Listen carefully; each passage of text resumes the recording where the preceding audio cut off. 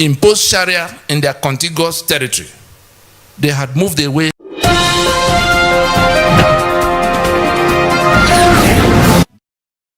He's a fighter. Tony Nnadi of the Lower Niger Congress. He's the Secretary General of the Lower Niger Congress. Like Pastor already said, the reason he asked me to come to join us today, in the midst of so many other things waiting to be done, is so that, and I'm going to plead with us, whatever we knew about this matter before, let us put it on one side of the table and listen with open mind. By the time we come to the end of the presentation, we probably will have a much different perspective from what we had before, and they are not conjectures. The envelopes that have been put in the hands of a few, we incidentally we couldn't get enough of all the documents. There are 5 documents in them, in the envelopes, and those documents go to the root of what the problem is. If we can relate with those documents, it is within our reach to spread it around on such a scale that those who have been tormented in this union will receive a new life. Something will give way somewhere. We also have there are things that will come on screen, the ones that are in other forms, not easy to print like this, so we could see, because they are all verifiable things. By way of further introduction, yes, I'm a lawyer of 26 years with specialty in jurisprudence, and I've been on this task for quite a while. I set out as a young man to be a military pilot. I should have been flying jet fighters. I read all the physics and chemistry, mathematics of this work. I can still teach them. But by some providence, I ended up in law. And I didn't understand where that was going until in the final year, when we took the course. Are there lawyers in this house? Any lawyers, please? It's a practical, and if you have your telephone with you and you have internet access, I will also encourage you to switch it on, because we'll make some quick references to things you can verify. I want you to be able to go back to your station and confront whoever comes to tell you any other thing. It doesn't matter what that person says he is on the matter, you know. We will go from, like doctors will do, diagnosis, prescription, and then the treatment. The reason why things have remained upside down here is that we've not gone to the right diagnosis. Some will say, oh, it's corruption. Far from it. You know how the Western world solve their problems? When they say, oh, it's corruption, somebody will ask, what is corruption? How did it come? Where is it coming from? Your body is hot. Somebody says it's malaria. Somebody will ask, what is malaria? You will then find out it is mosquito that is responsible for it. They will go beyond that. Some of our people will just go and buy net or buy broom or something to stop mosquito for one moment. Anybody who wants to solve malaria goes all the way to stopping mosquito from breeding in the neighborhood. It's as simple as that. If you don't, the next mosquito comes, you are down to your malaria. So if you talk about corruption, you will have with you right now under this roof where it is coming from. And nothing will change, no matter how much you shout, until it's uprooted. As it is with corruption, so it is with the killings you see in the Middle Belt and elsewhere. So it is with the infrastructural decay that you see, whereby there are no roads, nothing seems to be working anywhere. What we've done in the last 20 years to probe into, because I ended up from the law, I had my bid in court, and I ended up in the oil industry. But I left the oil industry in 1998 on account of this. Upstream, I left from senior executive position in the upstream. There's nobody left in NNPC today who can argue with me for 10 minutes on national television on what it costs to produce crude, either on land, in the swamp, in the sea, on the desert. I've dealt with from what you call seismic studies, where you are looking for where you could find, to all of what you do in well development, to what you do in piping it around and processing it until the time you transport it and sell. But why did I leave?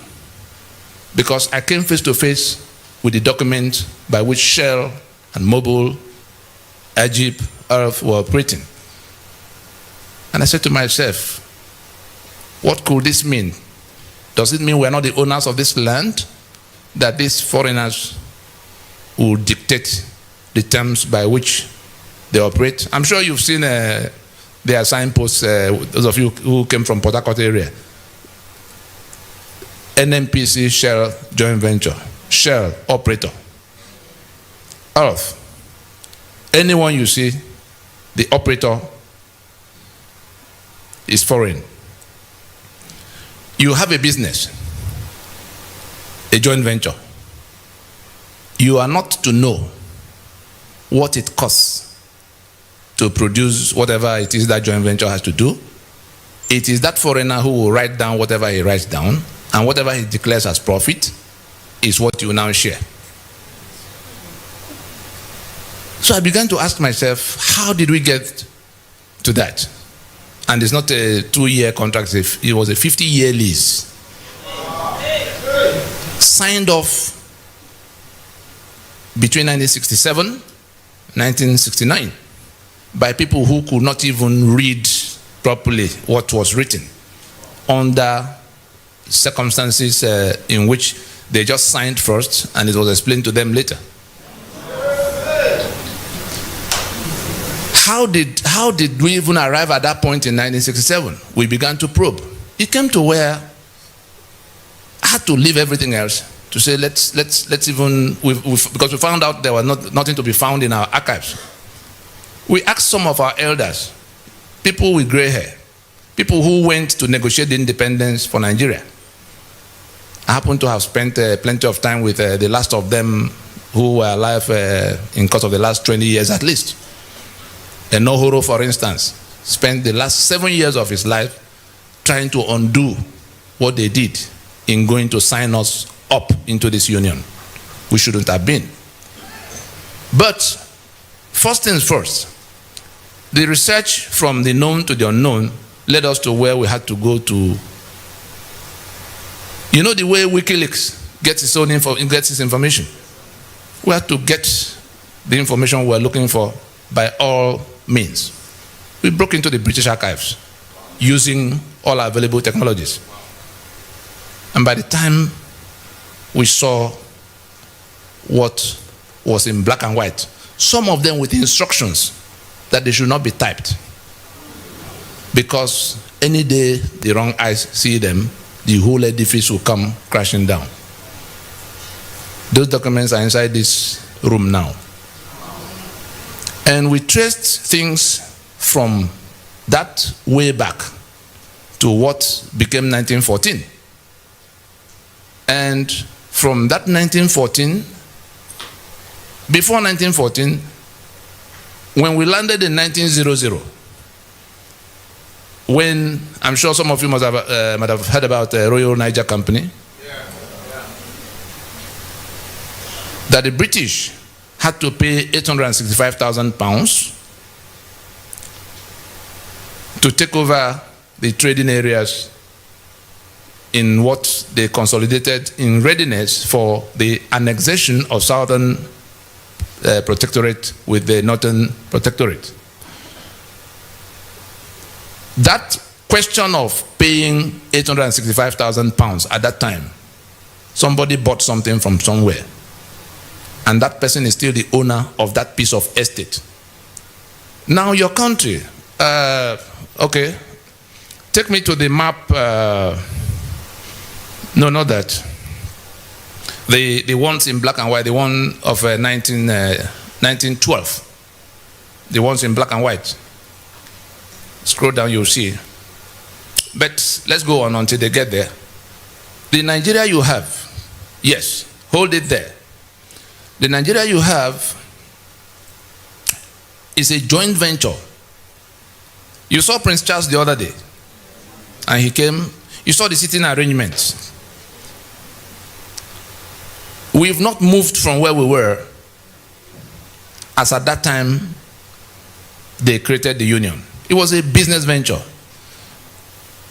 It was the trade of the era, to go to wherever you can, beat them down, take whatever you can. So the British, the French, everybody was doing their own everywhere. But what became Nigeria was where the British had come towards this axis, and they managed to make their first landings. I'm sure you know about the Lagos colony of 1861, how Kosoko and Dosumo, like that, the oil rivers. They came from the Atlantic waterfronts, entered into trade treaties and protection treaties with some of those trading partners in little bits and patches. Those treaties, dating back to the 1840s, 50s, 60s, and all of that, was what the British had in their hands. At the time, they were pushing northwards, because on all the other sides, where will I even, let me go closer so you can see. No, it's clear enough. They have a, you can use the flyer you have in your hand, the one that is broken. Don't mind the fact that it's broken. The flyer has that map. This is Atlantic. You see Lagos there, you see Port Harcourt here. This is the Atlantic waterfront. This British came. You can see that apart from River Niger, the map is divided into two sides. The British entered from this side, and all the parts in that lower part were already in their hands at the time. On the other side, I'm sure you all remember the jihad, which we still have. You remember that they were foreigners too who invaded, landed in Sokoto 1804, and conquered the portion in green, in your map. They overran them. 1804, the British came in the 1860s. That means they were here 60 years before the British got here. Now, having secured that portion that you see in green, they were pushing downwards. They also wanted to get to the Atlantic waterfront. The British wanted to get to what was left on the east. On the eastern side is Cameroon. On the northeastern side is Chad, then Niger, and then Benin Republic to the left. The French had already taken all of the other places. The British would have pushed all the way to here, if not for that caliphate that was already occupying here and pushing downwards. They met halfway in a fight that happened in the Ilorin-Benue axis. Caliphate coming to the ocean, the British trying to secure the balance of the land. After a short while, it occurred to them, we're on the same mission, oh boy. Two robbery gangs after the same target. Say, why do we fight ourselves? Why don't you bring what you have? I bring what I have. We consolidate it so that we can share the benefits of having it permanently. And that was what became the amalgamation of 1914. Every document that transpired between them is in our possession, lodged in libraries across the world. Whatever they choose to do is already too late to be able to reverse the actions that have been initiated to salvage ourselves from what they've landed us into. Now, having reached that agreement, I'm sure some of us recall when the caliphate was talking about dipping their Quran into the Atlantic Ocean. That is, they were telling the British at the time this matter of Nigeria, because it was for them a matter of conquest. That is, they had to conquer. But the British came with something else. They said, well, whenever you guys are done with whatever you came to do, we'll push on until we dip our Quran into the Atlantic Ocean. Anybody here ever heard about that? Yes. Wonderful. Now, the document of the amalgamation was one in which, I'm sure, who are the ones from South Africa here? Good. The apartheid, what the Boers did in South Africa was exactly what the Fulani did with their British friends over our heads here, to make this place their own over the heads of the owners of all the lands. A master-servant relationship. And the instrument of 1914, technical people, go back to what you first brought, the one in red, the one of 1913, so they can all read with us how, yes, I can see it from here, but the flyer you have, the one that has the map, let's see so that we can be on the same page.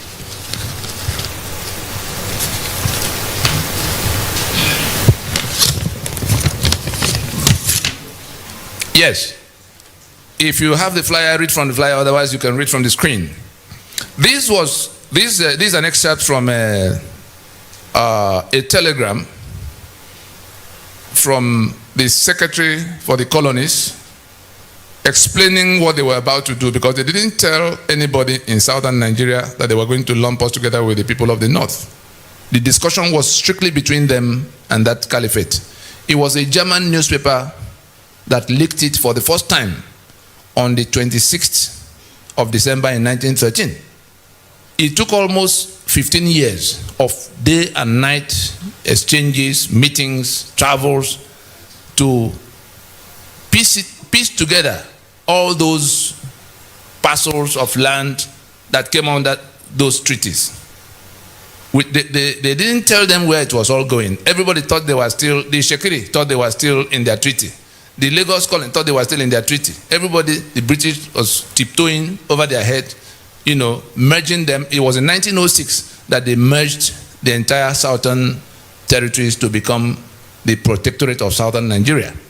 From that 1906, they then began to merge the systems, two mortally opposed civilizations, because on the other side, Sharia was already in place. You know, they came as jihad. How do you create one political union with a group that owes it a duty of faith to kill the infidel? That duty never changes.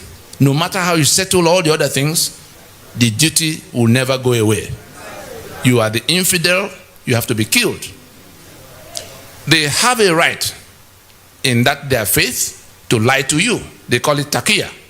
They deceive you into thinking you are in another business until you get killed. And they are also of a feudalist worldview. You know what feudalism is? All men are not born equal. No matter what you do, what you achieve, you are no more than the slave you are to them, even if they have nothing or no education. Between the two, a terrible alchemy that as a slave, you dare not compete with your master for the ownership or control of whatever. The slave does not have a right to anything, no right to property, not even right to life. You know you can do away with your slave, kill your slave. And that was the civilization that was already in place, and the British knew. But they were also, they too were, what do we call them? They were feudalists too. And one thing led to the other. eventually they were able to piece it all together. That I'm now reading from that cablegram. Secretary of State, Secretary for the Colonies, his name was Harcourt, the one after which Port Harcourt was named. He says, in explaining what was about to happen the day before it did come public, that we have released northern Nigeria from the leading strings of the treasury. The promising and well-conducted youth is now on an allowance of his own and is about to effect an alliance with the southern lady of means. I have issued the special license and Sir Frederick Lugard will perform the ceremony. May the union be fruitful and the couple constant. Secretary for the Colonies, Lord Harcourt, boss of Lord Frederick Lugard, referring to the import and purport of the annexation of the then Protectorate of Southern Nigeria to the Protectorate of Northern Nigeria. So what they reported to you as amalgamation, as if there was some coming together of equals, was actually an annexation. And the purpose, what the British came to do, back to that map, please. Back to the map where what the British came in search of were all on this axis. But the people they met here provided resistance. You know what they call resistance? They fought and fought and fought to make a landing. I'm sure there are Yoruba people here. I'm sure some of you have heard your song many times. If I begin it, will you be able to join me to end it? It begins, Eyo, Eyo, Eyo, Eyo, Eyo, Bantawa, tó ń fi góòlù ń ṣeré, àwa ò lè sanwó ní bòde òdìlé. The clause I want you to take from it, àwa ò lè sanwó ní bòde òdìlé. Your great-grandfathers fought the British for years and years, preventing them from landing. And your song you sang now was the victory song composed. We will never pay custom duty to these foreigners on our waters. Today, 58 years into your independence, you are paying that customs religiously to people from this part. And from independence to date, not one of you had ever qualified to be Controller General of Customs. Now, I can give you up to 20 of these kind of examples. Who has ever been to Lagos Island, the Victoria Island here? Does anybody know where Bonny Camp is? Yes. Does anybody know where Eco Hotel is? Yes. The road that goes from the front of Bonny Camp to Eco Hotel, what's the name of that road? Ahmadu Bello Way. When you stand on Ahmadu Bello Way, is there any other thing to do to go to the ocean? You are on the last firm piece of land before the Atlantic. Yes. Have they not dipped their Quran into the Atlantic? Who collects the rent? The landlord or whoever? It's not the landlord that collects the rent. They take away over 2 trillion from these port operations every year. I won't call it misfortune. It so happened that a few months after Tinubu handed over to Fashola, we were at an event. He sat next to me. He was to speak before me. He finished, and I took over the microphone, and I asked him, say, Governor Emeritus, in the 8 years you were governor here, what was the maximum sum you got from federal allocation? He was quick to remember. There was 73 billion naira. I had documents with me in that event showing that in all those 8 years, Nigeria did not take away anything less than 1.6 trillion as from port operation alone. 10% of 1.6 trillion is 160 billion. 5% therefore, 80 billion. Lagos getting 73 billion in the maximum meant that Lagos in those 8 years did not get even 5% of what Nigeria was taken away from their place. The event collapsed. It was at Blue Roof in Ikeja here. The event collapsed when, amidst all that noise, because I had come to tell them what we were doing, that if we do not act together to recover this land, you are not only going to remain the slaves you have been since that time, they will kill you and take your land and become the new owners to eliminate future claims. At the time these things were happening, we had also, in this project, we had also gone around the country whispering at that time to the other people who were in the same danger. Nobody will listen. Back to how we've arrived at 1914. Therefore, Nigeria was, as at that time, intended to be a marriage between the northern and the southern lady of means. I'm sure you hear about oil industry, Ijo, blah, blah, blah. Who has been to Owerri here before? Does anybody know where they call Shell Camp in Owerri? Is there anybody here who has ever heard about Shell Camp in Owerri? There's a place called Shell Camp. I'm sure you do not know that Shell was headquartered in that place for 42 years, going to Port Harcourt in 1960. And it's not a small facility. You know the Modotel Hotel that has become Rockview? That's the gate area. Government House Owerri, the whole of that government house was inside that facility. Avanikoku, the university, was inside that facility. The Federal Medical Center after the university was inside that facility. That's on one side of the road. On the other side, the whole of that mobile police camp, all the way to back of prison.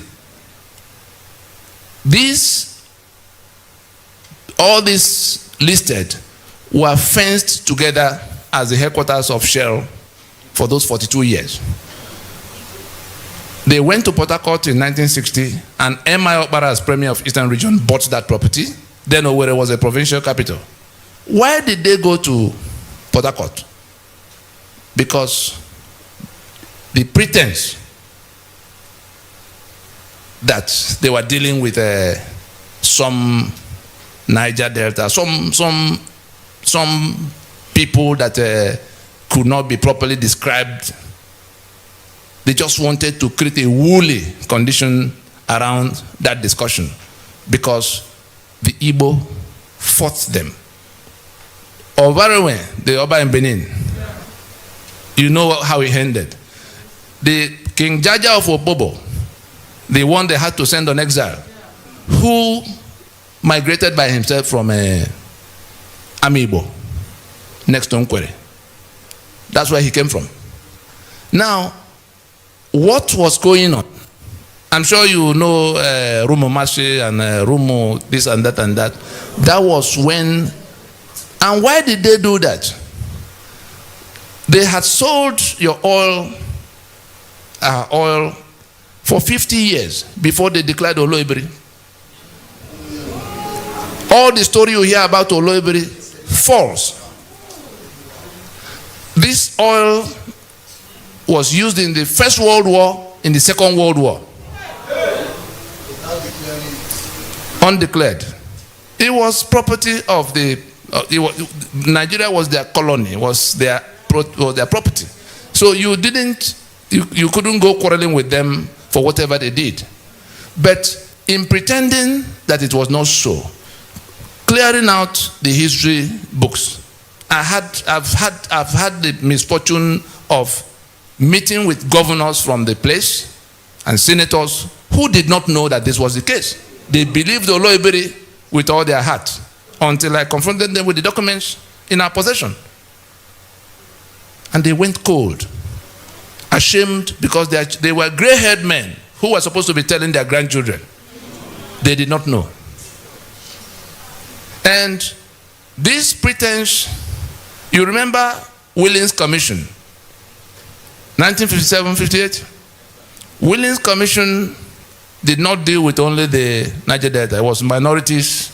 I'm going to bring out 3 things from there so that we can move on to how we landed on the constitution we have on the table now and what we could do to wriggle out of it, except we want to submit to be killed, because that's what is coming our way. If we don't do something to stop them, what they are doing right now is what ISIS set out to do with Syria and Iraq. ISIS operated from the flanks. They are operating from the government house of Nigeria. When you hear Danjuma come out to shout that is ethnic cleansing, you think Danjuma was joking? Ethnic cleansing means so that there will be no future claim.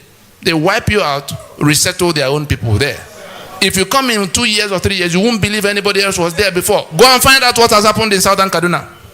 Not only do they dislocate and dislodge, eliminate and dislodge whole communities, they bring their own people from Mali. You remember when El Rufai talked about going to settle those who are killing his own people in 14 different countries?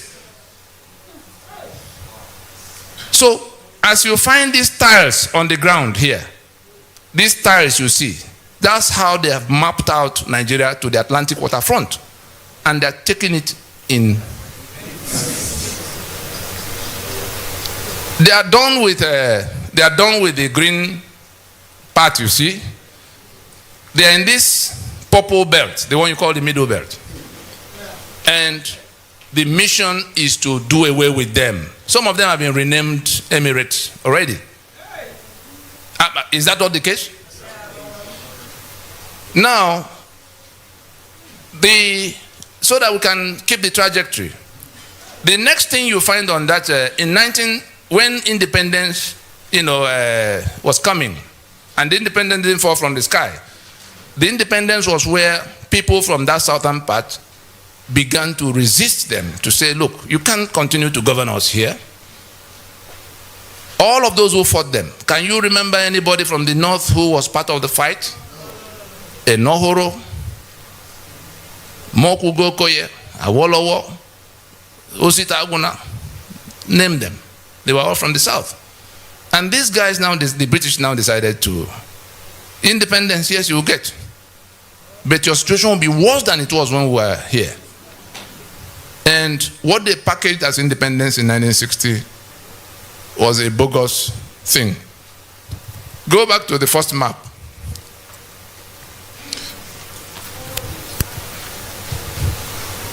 Now, yes, wonderful. That's how I want it. You see this line here? This was northern Nigeria. This is southern Nigeria. Can you see the landmass? When independence was coming, they conducted a census. The whole of this place had 17% of Nigeria's population. 17%. The British, because of what they had in mind to create, a political structure that will make this one's permanent majority in all political decisions to be made in Nigeria, so that they can sit in Buckingham Palace and talk to Sokoto Palace and take whatever they want in Port Harcourt and Lagos without talking to any of you troublemakers. That's the whole purpose. And they've had it for 100 years plus. And we're still here swearing to defend and uphold the constitution they imposed that make us slave. Imagine, my brother from South Africa, imagine in 1988 or even 85 that blacks living in South Africa, I'm sure you remember the Bantustan arrangement. The Boers were able to convince some of the black people that, look, you can't do anything about we being here. Why don't you just go one step at a time, slowly? They said they will give them primary education up to maybe standard 3 in the first instance. Then after so many years, they will go to standard 6 and then go.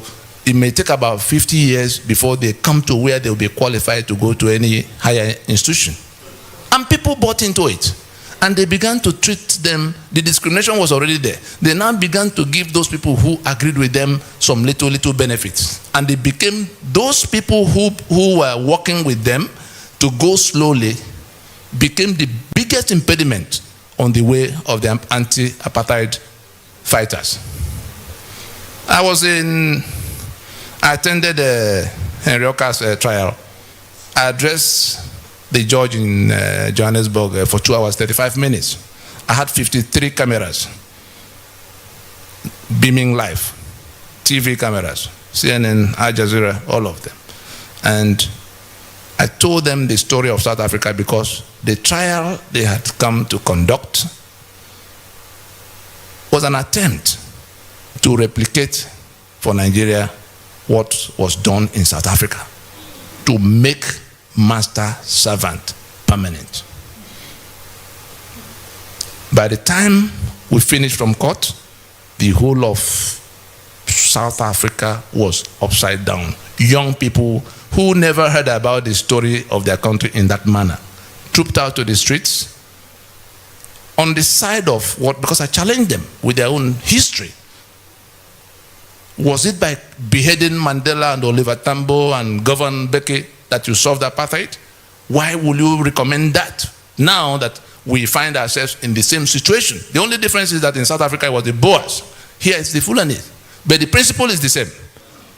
Foreign invader, minority, white, now owner of land, to the exclusion of owners of land.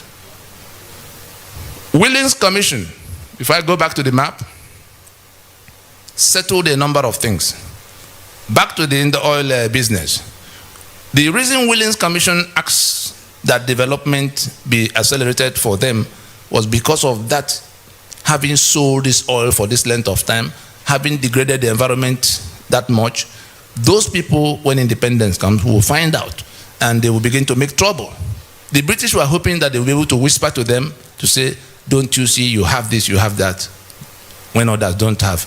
Relax. They would then admit them in some way. That was the plan. But the people they handed over to in 1960 didn't do anything. When did Isaac Boro arise? Was it not 6 years down the road that they declared Niger Delta Republic from the same disputations that have now brought about Mend and the Avenger? Was it any different? They didn't keep that. The other part, who is from the Middle Belt here? The killings that are going on in the place. If you look at this north now, it hasn't changed. These boundaries you see here have not changed. That north that begins from here, this is about Gakem area to Maiduguri and Sokoto there. The portion in green, these 12 states that pass Sharia the other day officially. The balance, the one in purple, was where Ahmadu Bello wanted Sharia for the northern region, going into independence. That's when the British go away, it will be Sharia for his region. The other people, Joseph Tucker and all the ones from the Middle Belt, say, no, our people are not Muslims and we can't be part of one region if Sharia will be in place. They had to find common ground because they wanted a Middle Belt region. They fought and fought, they were being put down. The British settled it this way. They removed Sharia from the table and brought what they called penal code, so that those who are Christians can function freely, uninhibited in that. And that was the condition upon which the Middle Belt became part of northern region of Nigeria. Therefore, from the day in year 2000 that those 12 states, the portion in green in your map, from the day in year 2000 that those 12 states simultaneously imposed Sharia in their contiguous territory, they had moved away from that foundational agreement. They have seceded from the Union of Nigeria. They have seceded from the secular Federation of Nigeria. Having so seceded, they reinforce, they are now coming to overrun the rest of the place. And why do they have to resort to that? The constitutional instruments they put in place, including the one the British helped them to put in place since 1914 to 1922 to 1946. I'm sure you heard about Macpherson and Littleton, all the way to independence. That became 63, which collapsed in 66. I'm now landing in the one that is on the table. And what we must do, which if we don't do, we will pay in blood. If we don't do, we will pay in blood. It doesn't matter what the noise elsewhere is. When it came for the British to go, and they were asking those territories they had governed for over 70 years at the time, how do you guys continue when we go?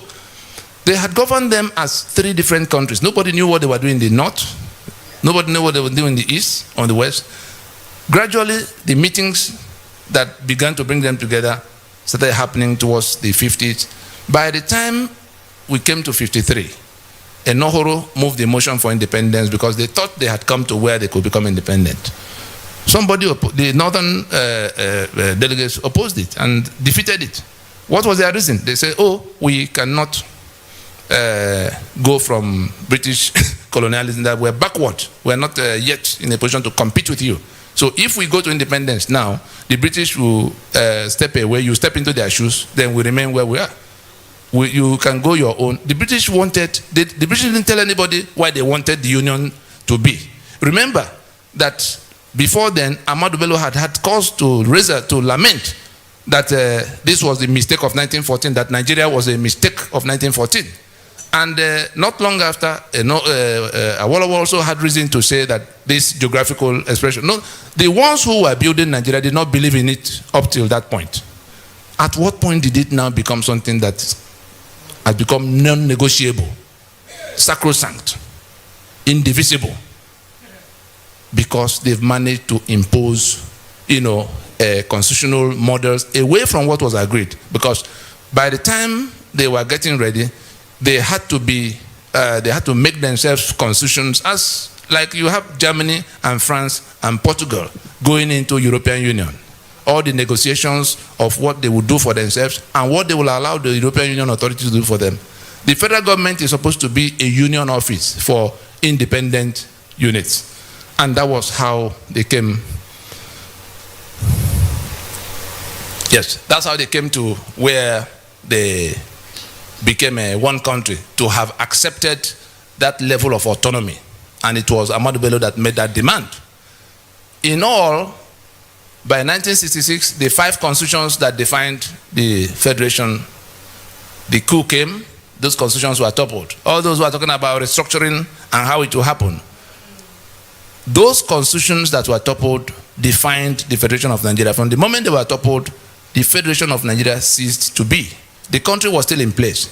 And a rogue federal government emerged. Elements who, wearing the garment of that Nigeria that had died, began to run riot, seizing the assets of all the federating units, which were contributing only 15% of their income, as they agreed, for the upkeep of the center. The center didn't own anything. So we came from being a federation into this unitarism. And by the time they were going to hand over in 1979, they had found a way to also work out something that became a constitution that was not discussed. And it was that constitution that was not discussed, in which they had created all kinds of structures from the 4 regions they met that were on ground in 1966. We have now 36 states created by decree. So a new majority has emerged. Each of the states has 3 senators at the place. So 4 local government areas in which Kano alone has 44. And Lagos that had the same 20 local governments with them at the beginning is still keeping 20, whereas Kano had been broken into Kano and Jigawa. Between the two of them, they have 71 local government areas. What are they bringing to the treasury? Nothing. All the money Nigeria has to spend is between the oil money, the port money, and the VAT that is raised here. These people who bring nothing take 72% as of right in the place of sharing. And they're the ones who decide what other people will get, who they give more, who they give less. And in all of this, democracy, let me just refer to the documents you have in one of the documents, you see where we try to define democracy, that we do not have a democracy because democracy is government of the people, by the people, for the people. In those three legs of definition, government of the people means that you, in exercise of your right to your sovereign right, decide the supreme laws of the land. The constitution we have on the table today did not come from that process. And so we have not decided whether we will live together or how we will live. The second leg is of the people, meaning that only your vote can send people to government house. And when they get to government house, they can only function according to that constitution you already made. Do we have that? No. The third leg, for the people, meaning that those who wield government powers must do so not only in accordance with what was put in place in the constitution, but for your benefit. The reason we don't have the things that should have been coming to you as citizens is that you have not written the script of what should happen. And so you have in this constitution provisions that exclude responsibility towards you. Section 6, subsection 6C of your constitution absolves government of all responsibilities towards you. They don't owe you any school, they don't owe you any hospital, they don't owe you anything. Anything they do, they are doing out of the milk of human kindness. That is one. You have appropriation provisions. Section 81, section 82 hands over the keys to the treasury to the president. Section 121, 122 hands over the keys to the treasury to the governors. So they don't owe you any obligation. They have the spare key to the treasury. They have immunity in section 308. At what point are you going to get anything from them? How did you come about that constitution? By imposition. And what all the cry and demand for repairing this place goes to is to say, let us accept we have departed from the foundation of being a federation. Because if we were a federation, Lagos Port would belong to Lagos, oil and gas of Niger Delta would belong to them. The middle belt, where killings are going on unabated, unchallenged, will have the right to defend themselves because they will have guns. The constitution has 68 items on the exclusive list, all written by decree, that make it impossible for the middle belt to touch any gun. You saw where the governors went crying, and the president said, go home and live in peace with your Fulani of Benin. If we do not remove that from that constitution, nothing will resolve that question. As it is for those killings, so it is for electricity. I cannot generate electricity because it's on the exclusive list. Lagos has 40 million people. It cannot generate electricity. Imagine the day comes that California cannot generate electricity and have to wait for Maine to come and give them electricity. They will leave the union. Imagine the day that Texas is no longer in control of its oil fields. Would they remain in the union for 24 hours? And it's supposed to be a federation. What is a federation? So we're in a fraud now in which the federation that collapsed is being sustained by brigandage, and they have imposed a constitution that we can no longer question. And anybody who says, what are you doing? What was Abiola's offense? Do you know why Abiola was killed? The servant does not rule over his master. So it's not only Jonathan that had to be chased away because he wasn't one of those who could preside. These same people are doing the killings in the middle belt, doing the killings in the east, doing the killings in the west. They are the ones who seized everybody's asset. They are the ones who imposed this constitution. And you join them to go to elections under that constitution.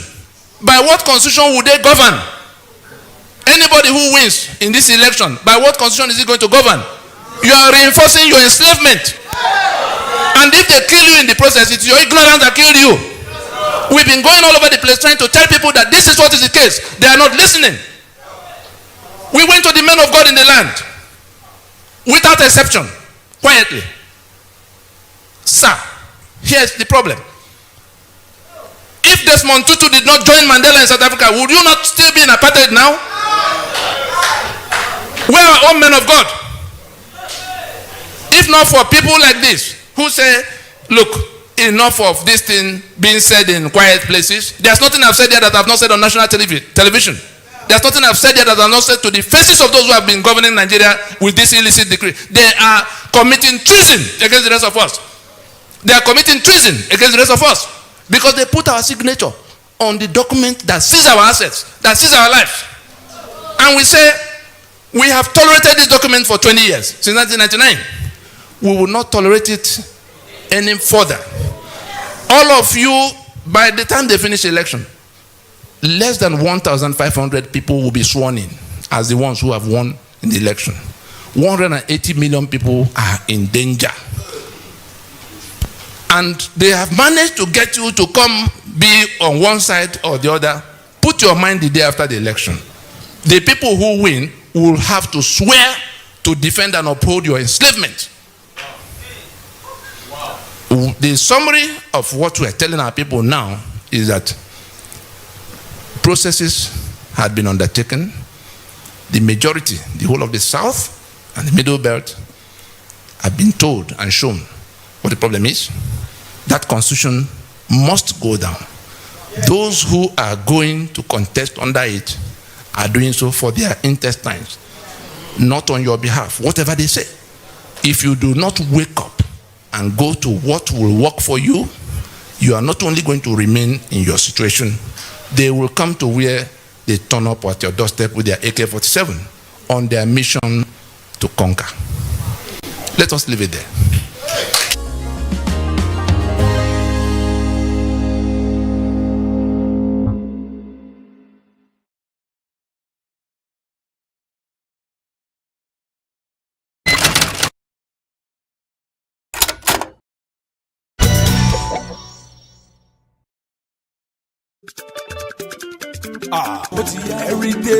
Heritage TV. La, la, la, la. Heritage TV. Everybody in London, have you heard that Heritage Television has come up with something new? All your functions and celebrations can now be multi-camera live stream that was only reserved for the rich and famous. Having a function in London can be viewed clean and clear immediately from any part of the world. Trust Heritage TV to give you a better reach. Heritage Television also does photography that will make you the envy of all your friends and family. Heritage Television is the best. All your functions like birthdays, funerals, weddings, church anniversaries or harvest. Heritage Television is the master.